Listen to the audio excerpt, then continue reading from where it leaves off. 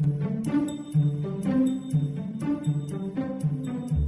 views and opinions expressed on In Touch are those of the guests and do not necessarily reflect the official party or position of Backyard Broadcasting. Any content provided by our guests are of their opinion, and they are not intended to malign a religion, ethnic group, club, organization, company, individual, or anyone or anything.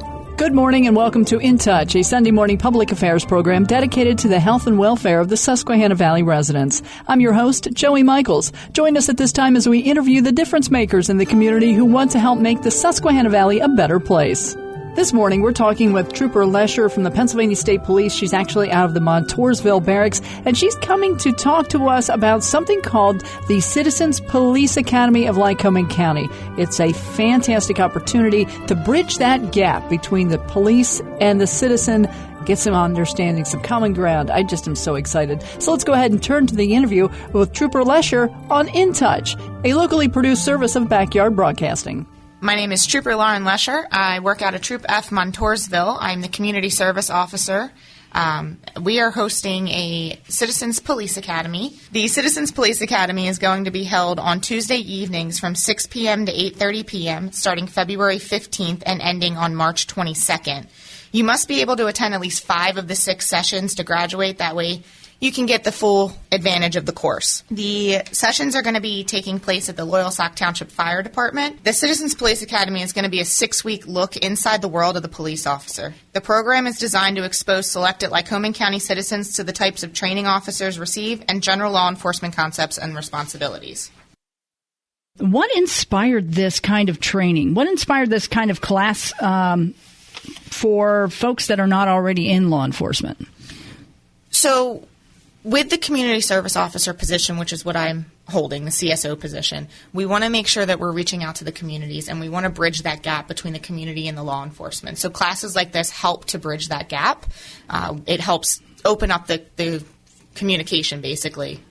Where are your classes held? We usually hold them, we hold 1 to 2 a year, and we do them in different counties. For instance, right now it's going to be in Lycoming County. I believe the next one's going to be in State Police Milton's Barracks area, so maybe Union County, Northumberland County, somewhere in there. We also hold them up in the northern tier for Mansfield, Tioga County areas. So. Oh, outstanding. Now, do you have any prerequisites that you have to, or any qualifications that you need to have, before you can attend the classes? You must be 18 years of age or older, and you can possess no criminal history. Okay, so as long as you got a clear... Now, when you say criminal history, for those that might not understand, does this also include your driving record? No. Okay. Well, I was just curious. Some folks might not really totally understand. And, those couple speeding tickets they got might not be... a positive enforcement, but it's still not going to ban you from going to classes. Correct. Oh, outstanding. Okay. Are there any hands-on with this? In other words, you're mentioning all the different things, the different people that are going to be doing lectures. Are you going to get a chance to actually do some sort of physical activity while you're there? We're hoping that we can do as much hands-on as possible. It depends on the topics that are going to be discussed that evening, but we're going to try and implement as much hands-on as possible. And what do you see as far as the students when they get done? When they get done, will they end with a certificate? Will they end with maybe something a little more than that? Or is it just the fact that they're going to have a little bit of more knowledge of what you do? So it's not...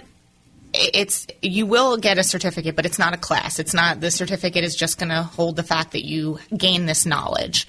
And the important part, you're going to have pizza when you graduate. So. Oh, well, there you go. Sign me up. Are you kidding?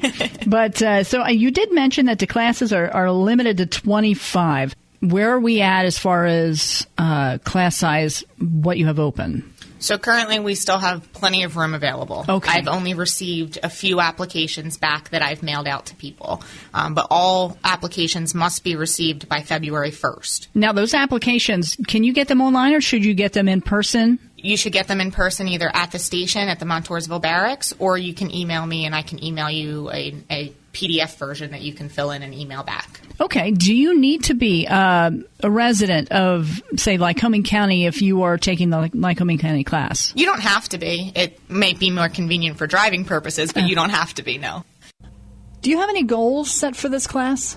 I can tell you that my goal and the other participants that are helping me with this class, our goal with this class is to bridge that gap between the community and the police so that the community has a better understanding of where we're coming from with things when certain issues arise. Now, can the folks use this? Like, they take the class, can they move forward with this to say, could this inspire them maybe to get into law enforcement or get into, a criminal justice degree program? I mean, you can use this as an inspiration, but not so much as the credit points, if you know what I mean. Correct. It'll be an inspiration. There are no credit points for this class, but it will. I hope that it does help inspire people to go into law enforcement and give them a better idea of the backgrounds and the different areas and specialty departments within the state police. Yeah, like I said, at the end, you do get a certificate. And pizza. And pizza, yes. The most important part. That is, yeah, don't ever keep the food from the fat girl. That's what I'm saying. Right? Okay, what can students expect on the first day? We're going to, the first day of classes, we plan to kind of give a general gist of the different departments. Okay. For instance, state police, municipality, and we're also going to have the FBI come out and talk about the different agencies and how we all kind of work together. Oh, that's very cool. So and these are on Tuesdays, you mentioned. Correct. Tuesday evenings from 6 p.m. to 8:30 p.m. Okay. So it's only, 2.5 hours? Correct. But it's 2.5 hours that are packed with different lecture folks from different locations. Different locations and different specialties within the state police. Now, I can't do all of the specialty departments because there's just way too many of them. Oh, my gosh. But yes. I tried to pick some of the bigger ones. Okay. For instance, the K-9 unit, our CARS, our crash reconstruction, FSU for our forensic services unit, specialties like that. So applications must be received by February 1st for the class that starts on February 15th and ends March 22nd. Correct.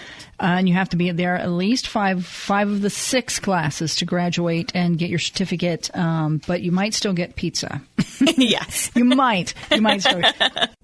You know, believe it or not, there are a lot of misconceptions about police. It's really super interesting, especially when you tell people that police are actually people, which I am more excited to find out. We like pizza and fun too. Well, you know, and it's tough for a lot of folks to look at an officer in uniform and to understand that there is a personality there, you know, because a lot of times you don't get a chance to, you don't normally call, state police, for example, for, hey, come over and watch the football game. You know, normally when you call the state police, there's a problem. And so it's important to understand that the folks that are coming are folks that are neighbors, are community members, are family members, and they've got families, and they've got a position in the community that is so important.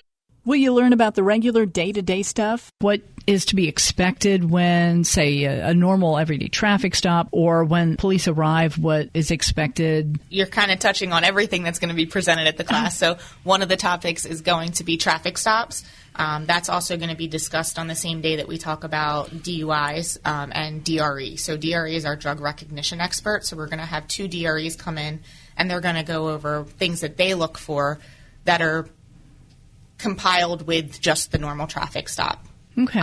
We're also going to talk about on another day patrol and what a typical day in patrol would look like and things that we respond to. I think it's important as a community citizen to understand what to do when you are approached by a police officer, so that there is less of that media issue. And I hate to say media issue because, well, look at the side of the mic I'm on. But there is that, and you get the stereotypes, and you get the, well, look what happened out there, or look what happened over there. No, every incident is different. Every individual is different. Is there anything that you can say that might inspire somebody to say, come to this class? I want you to feel comfortable when I'm in front of you in my uniform. Obviously, unless you're a bad guy, then you should be really nervous. But if you are just, run-of-the-mill citizen, Joe Blow off the street, if you will, who just maybe had a heavy pedal, your mind's somewhere else. We all have bad days. And you were pulled over. There will be topics covered, such as the general traffic stop, like I said, the DUI/DRE, drug recognition experts. We're also going to talk about patrol, and we're also going to talk about crime and use of force. So you're going to get a better understanding of the training that we go through for use of force and have a better understanding of why we do the things we do and why we react certain ways. If we could bridge that gap, if we could get people to come in, they can take it along home and say, look, talk to their kids, talk to the neighbors. This is what happened to me. This is, and then I think that word of mouth thing is going to be really huge as far as you guys go. I hope so. There you go. Is there anything you would like to wrap up with this, Trooper, to say in your own words why this is important to you and why this is vital to our community? I hope that we get a lot of interest for this class. I hope that it brings in the community and it piques their interest so that we can bridge the gap. I know I keep saying that, but that's the most important part. I hope that they can have a better understanding of what law enforcement does, and it's not instead of just seeing what's on the media, because there's a lot that goes on behind the scenes. And hopefully with the different topics covered during this course, it'll help bridge that gap and let them know what goes on behind the scenes with different situations. Big thanks to Trooper Lesher from Montoursville Barracks, the Pennsylvania State Police. It's called the Citizens Police Academy at Lycoming County, and it is an opportunity for you to actually bridge that gap, to be one of those citizens that is police proactive, and let them know about it. They really appreciate that. By the way, if you want to get signed up, there are still plenty of seats. Call the Pennsylvania State Police Montoursville at 570-368-5700. Thanks for listening to In Touch. It's a locally produced service of Backyard Broadcasting.